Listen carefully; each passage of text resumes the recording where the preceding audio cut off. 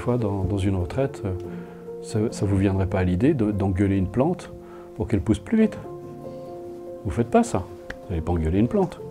Vous n'allez pas maltraiter pour qu'elle pousse plus vite. Et puis encore moins tirer dessus pour qu'elle pousse plus vite. Ça ne marche pas. Alors pourquoi vous devriez faire ça avec vous? Ça ne vous viendrait pas à l'idée de faire ça avec une plante. Mais pourtant, vous faites ça avec vous.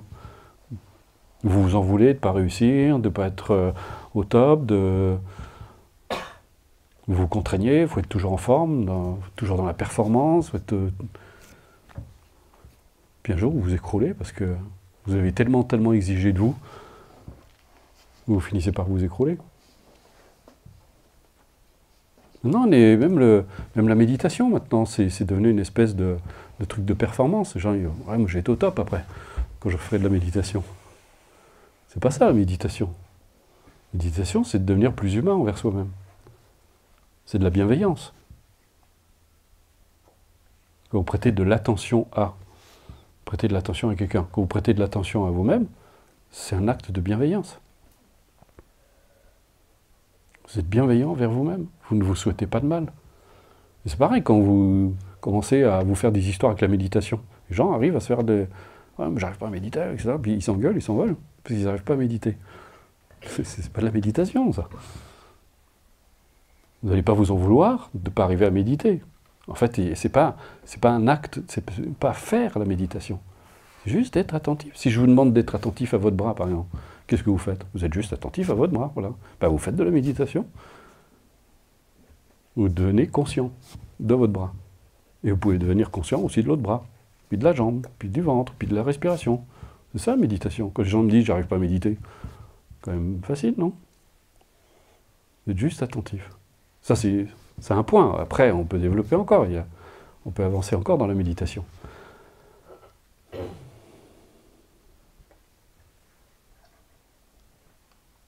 Être attentif. C'est être bienveillant.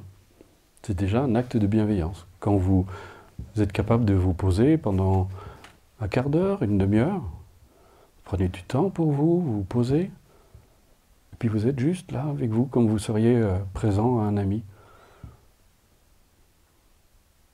Voilà. Et vous n'attendez rien de vous, vous êtes juste là, vous...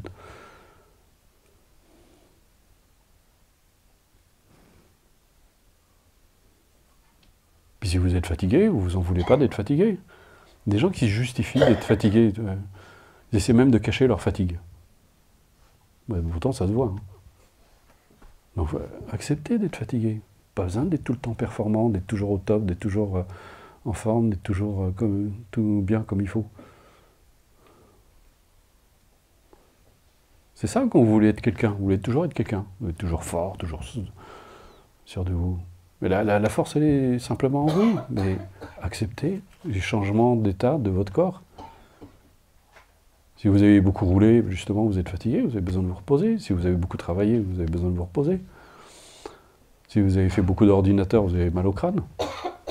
C'est la loi de cause et d'effet. Hein. Personne n'y échappe. Si vous prenez une tuile sur la tête, ça fait mal. Hein. Même si vous méditez. Les gens font des trucs bizarres avec la méditation. Ils pensent qu'on va devenir quelqu'un de parfait. Un de mes amis, un jour, me téléphone, il me dit « J'ai appris une chose avec la méditation », enfin, il parlait du bouddhisme parce qu'il est bouddhiste, c'est que je suis parfaitement imparfait. Non, vous êtes tous parfaitement imparfaits. Et ça vous rend plus humain. Vous avez déjà essayé de vivre avec quelqu'un qui essaie d'être toujours parfait? C'est chiant, hein.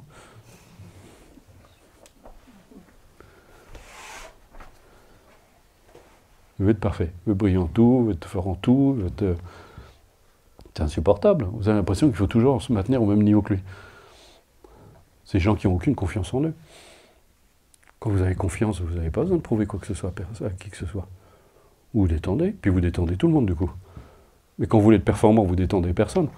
Vous êtes tendu comme un arc, vous ressemblez à un bout de bois, rigide, dur.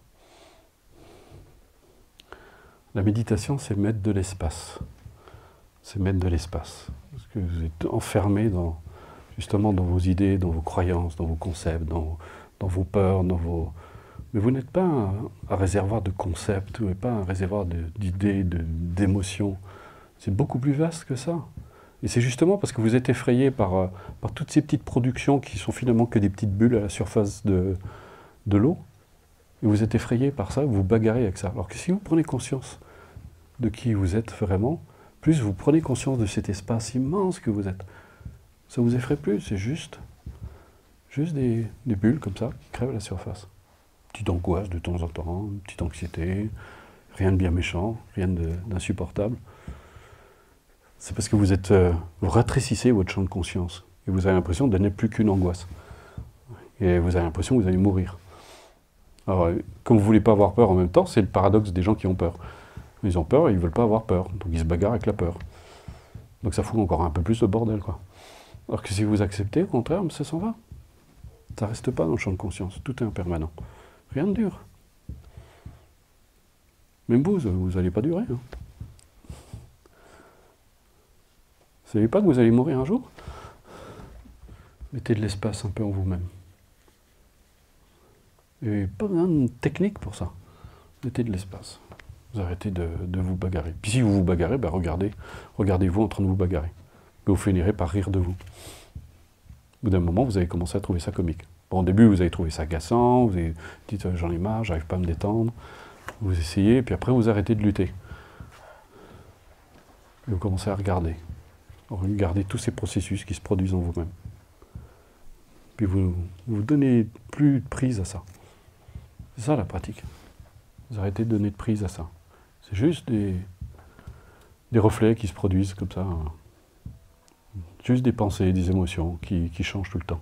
Si vous amusez à regarder en votre esprit, vous allez voir justement que vos pensées sont impermanentes.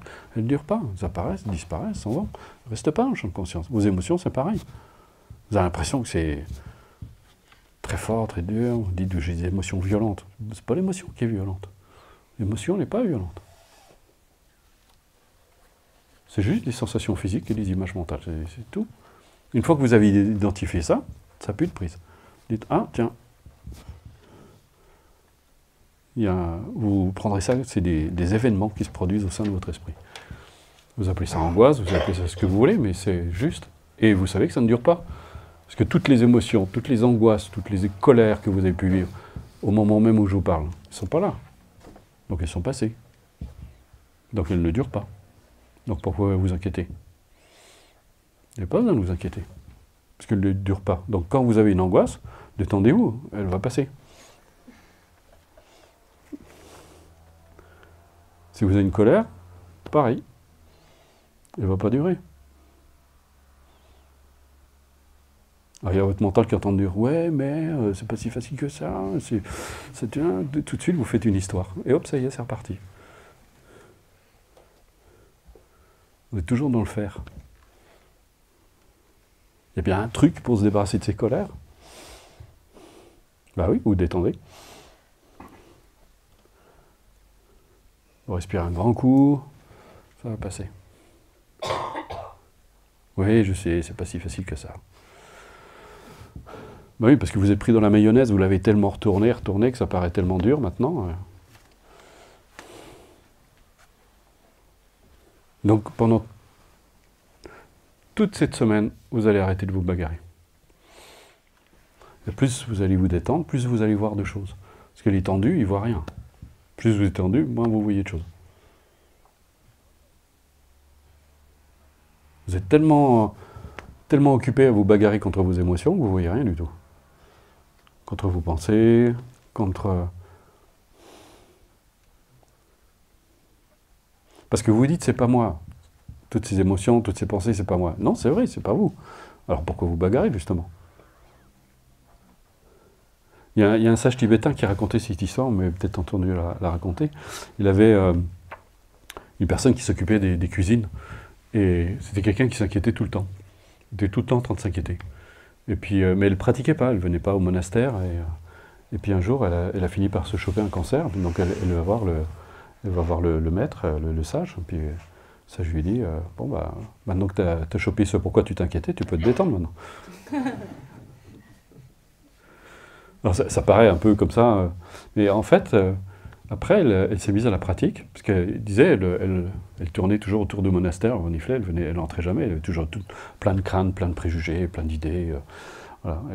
Et puis finalement, elle a fini par rentrer, elle a pratiqué, elle s'est mise à la pratique, puis elle a guéri de son cancer. Vous avez une vie à vivre entre votre naissance et votre mort, vous avez un espace, qu'est-ce que vous allez y mettre? C'est quoi le cadeau que vous avez envie de vous faire? Ah, oui, c'est ça. C'est quoi le cadeau que vous avez envie de vous faire? J'avais envie de me faire une surprise et de me faire un cadeau. Et voilà, c'est exactement ce qui est en train de se produire.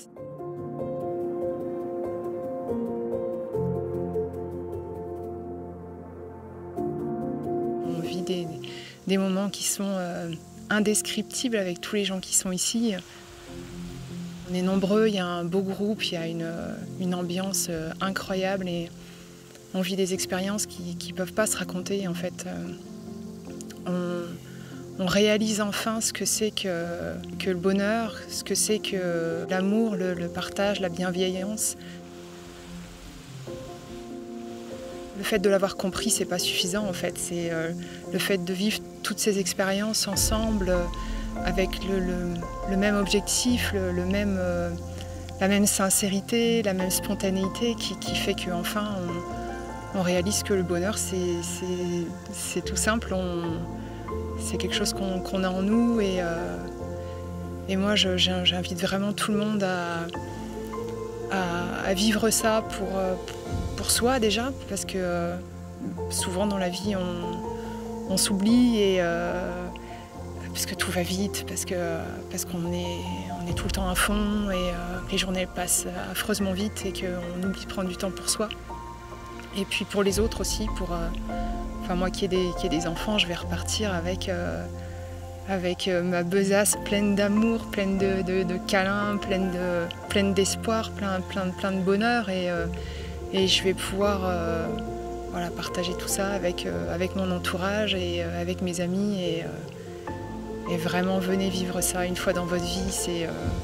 Voilà, moi je sais que je me le suis offert une fois mais ce ne sera pas la dernière.